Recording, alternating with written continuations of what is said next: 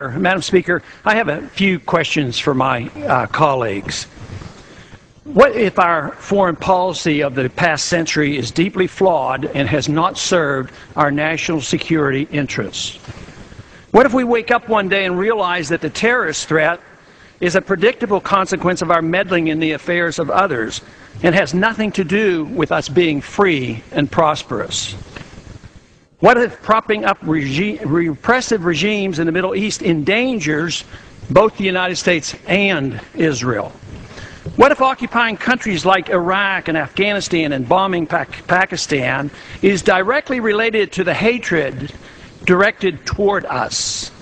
What if someday it dawns on us that losing over 5,000 American military personnel in the Middle East since 9/11 is not a fair trade-off for the loss of nearly 3,000 American citizens, no matter how many Iraqi, Pakistani, and Afghan people are killed or displaced? What if we finally decide that torture, even if called enhanced interrogation technique, is self-destructive and produces no useful information, and that contracting it out to a third world nation is just as evil? What if it is finally realized that war and military spending is always destructive to the economy? What if all wartime spending is paid for through the deceitful and evil process of inflating and borrowing? What if we finally see that wartime conditions always undermine personal liberty? What if conservatives who preach small government wake up and realize that our interventionist foreign policy provides the greatest incentive to expand the government?